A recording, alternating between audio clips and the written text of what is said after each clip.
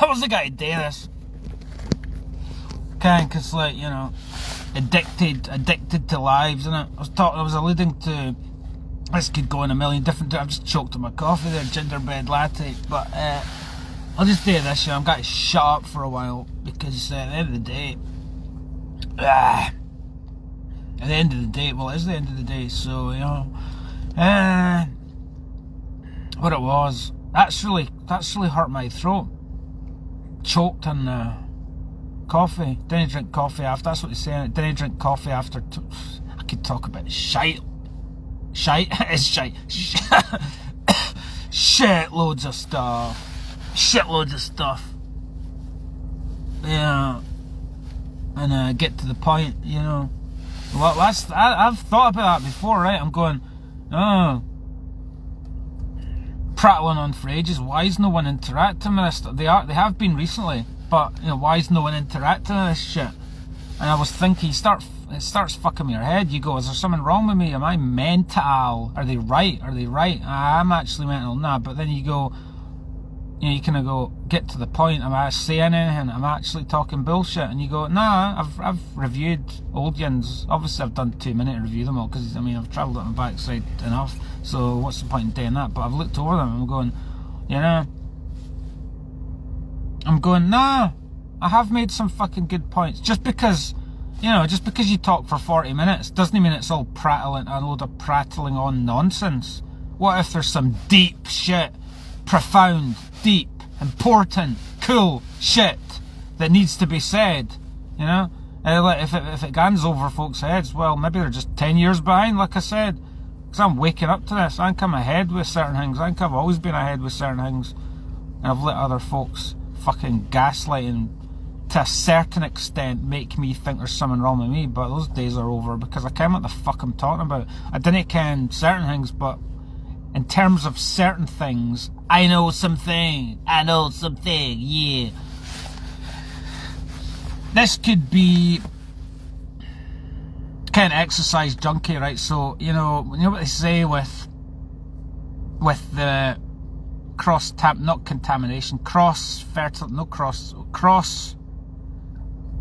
you know, when you change one addiction for another, right?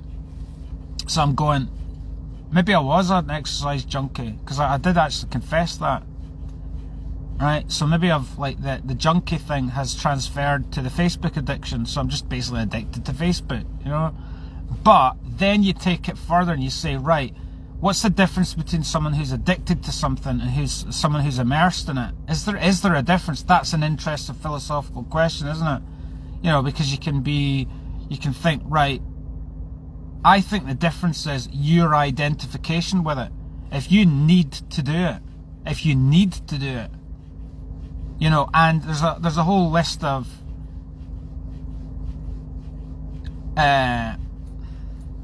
factors that, you know, that you'd have to, it's a bit like the DSM, innit, and the mental health diagnosis, the statistical manual, right, of mental health, right? You got to have so many of them for you to be classed as borderline or whatever else, right? So it's a bit like that with this. You kind of go, well, I'm guessing that, I think part of it is your identification with it. You know, if it's like, you know, is it taking over your life? Well, in a way, but it's not stopping me. It's not like I'm not doing my work at work. It's well, to a point, I've been working. It's interesting, isn't it? Like, because I work outdoors, there's no, maybe there is security cameras in the trees, but I doubt it. But I work hard, right? So I'm disciplined, but sometimes it spills over into my work, and I go, I need to fucking say this thing. I need to fucking get this out for my own fucking mental health. So a day, so, you know, is it interfering with your life? Well, I'm disciplined. I'm turning up to work every day, and this week I've cycled to work every day without the car. I'm in the car now, but, you know, I cycled to work in the bad conditions and so it's not really interfering with life. It's not like, oh, I can't cycle to work because I've got to make a video, you know, blah blah blah. But you know what I'm saying? So it's an interesting question, though, isn't it? Yeah. But I was saying there that you know how I've said a million times, right, I'm the skateaway girl, right? I was saying to my brother as well, I said, that I've been getting, after a big layoff, I'm getting back into the cycling, right? So I've had 3 months off, maybe it's more like 4 months, doing very little, right? And then I've got back on track with it, right? Lost the train of thought. What was the point of that? I'm getting back on track with it, and I was getting bored of the indoor, and now in the I'm cycling back from work, and yesterday was like a glorious triumphant feeling, because as I say, I'm the Skateaway girl, right? So there's a massive tailback of cars, like we're no far from, this is basically including all the way along fucking up Glasgow Road, along there past McDonald's, all the way down Glasgow Road. So it was really quite fucking, going through the big roundabout, and there was cars all over the roundabout, and they were all stuck. So, I'm a highway star, nobody gonna take my car, gonna take my bike, I'm gonna race it to the ground, nobody gonna take my bike, I'm gonna break the speed of sound. Ooh, it's a killing machine, it's got everything, big fat tires and everything, I love it, that. So cycling through the cars and past it, flying past, what a rush. It's just a little rush, not like I faint every time I crush into a car, But that was quite good. It was quite an amazing kind of, I was on a bit of a high. I was like, look at me, woo! But I'm kind of just doing my own thing. But part of me is going, this is fucking great. Look at all the, you kind of think, as I've said before, keep speaking my truth, Dave. Yeah, that's what it is. Yeah. It's like, I just like exploring the kind of, the criticism that I had, and I go, let's just question that. It's like I'm saying they're all mad, but and vice versa, right? Folks say I'm mental, and I go, right, well, let's just look at this. And the cycling aspect, I'm actually sane, right? Because look at all these morons, right? Not all of them, but a lot of them, they're addicted to, so there you go. We're addicted to driving. We're driving junkies. What's the difference? People say, oh, you're an exercise junkie. Right, well, what's worse? They're getting fatter. They're not getting fit, right? They're not toughening themselves up. They're in a comfort zone in their little metal box. Metal box, like the police in it. Metal boxes. Suicide, shining metal boxes. Synchronicity, right? Contestants in a suicidal race. That song, right? Right? So who's mental, me or them? I'm the one flying along, endorphins flowing, with all that, going and flowing with all that knowing, right? So they're wasting money on fuel and all that, and they're in a massive big long tailback. Like, why would you drive through Dumfries? Dumfries is more congested than the city sometimes at rush hour. So it's ridiculous. Why are you driving round? So I'm the sane one. Thank you very much, because I get from A to B quicker. It's quite good, that, isn't it? They're fucking mental for doing that, So it was nice yesterday as I get back on the bike to try and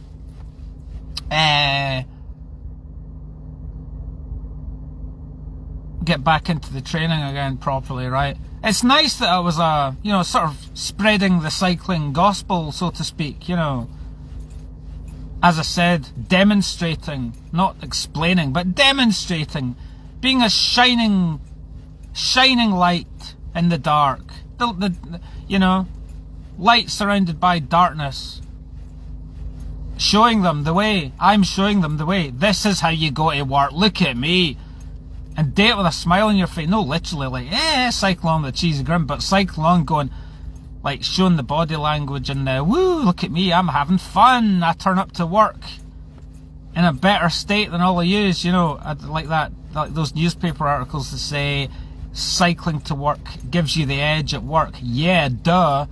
that was obviously part of why I lasted to the end, 4 years at the bistro, because obviously I had that, obviously worked with some amazing people, so they helped you through it. But I'm just saying, in terms of me getting through those ridiculously long days, those days of toil, week in, week out, I think if I hadn't been commuting to work, I think I would have struggled, because you turn up in a good mood, don't you? It's like going to the gym before you go to work, you know. So I mean, you know what I mean? Like, cycling is the way to go. It's like, so obviously yesterday, kind of a local cycling influencer, quite clearly, right? So the fact that I cycled through town like that, 100 odd, maybe 200 cars all in a row, and they saw me, they were like, whoa, look at that guy, I want to be like him, you know. I was to be honest, right, I was cycling on going, are these fucking people mental? Why would you choose to, you know, the bypass obviously very congested, so why would you choose to do that? Why wouldn't you be like me? You know, so, you know, it was nice that I shone the light of truth on the whole commuting thing, wasn't it? And you know, demonstrated by example the way to be, the way to go. Cycling is the future, you know.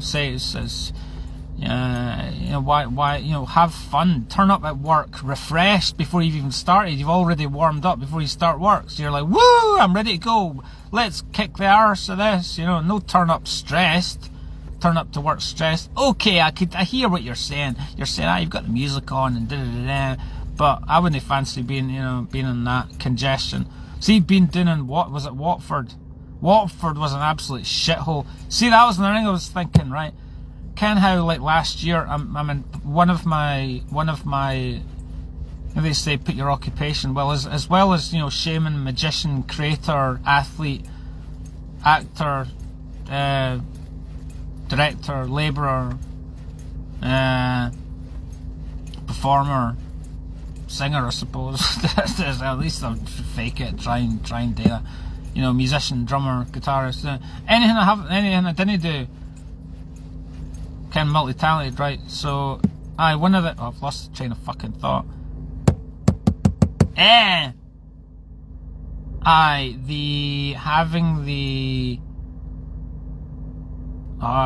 Lost it. It was quite a good wee connection there. It was a simple point, but I was basically saying that,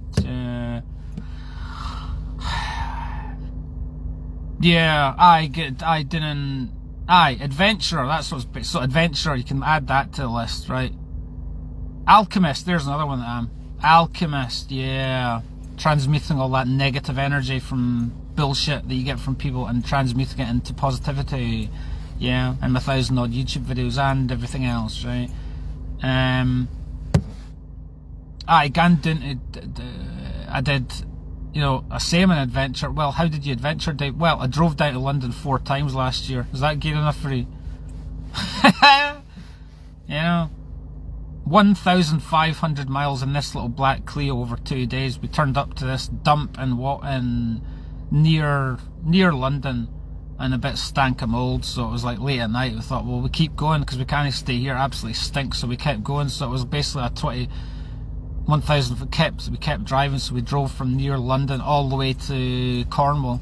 So it was 1,500 miles in 2 days, because we'd done all other gallivanting, and then we went down. When we went down to London, that was after having done a load of gallivanting across the country the day before. So it was over 2 days. We did 1,500 miles roughly. So is that adventuring enough for you? And what happened? Well, not that much, but, well, in a sense, you know, stuff happened. You know, I got some speeding tickets. What about that? I didn't get stopped by the cops. That was all right. That was a glorious triumphant. That was a glorious victory. What else? And also, what's the point of this? There's not really any point. I just feel like talking because I'm kind of used to it now. So I feel like I'd be letting myself down if I didn't go live. I've got to keep it up to be like Frank Zappa, who's saying, I'm doing it for those people. You know, who cares what they think? I'm doing it for those people. But, you know, in a sense, I'm doing it not for anyone else. I'm doing it for myself. I've got to keep keep it up for me, you know. I'd be letting myself down if it didn't go on live at least 15 times a day, you know. But I am the skateaway girl. Toro taxi, see her more, my son. Yeah, she look a big truck, grease her hip. She got a whole world in the city, yeah. Since being so rude to her, no fears, lone at night, she's sailing through the crowd. In her ears, her phone so tight and the music's playing loud, yeah. She get rock, he get rock and roll. In rock and roll station, in rock and roll dream. He's making movies on location. He don't know what it means, but the music make you wanna be the story. And the story was whatever was the song, what it was. Roller girl, that's me, don't worry. DJ, play the music all night long, all night long, all night long. Yeah, Ken, even though that's when I had the music in, I was talking to Terry about this the other day, when I had the music in that other day, right? When I had that near-death fatal collision with the car, right?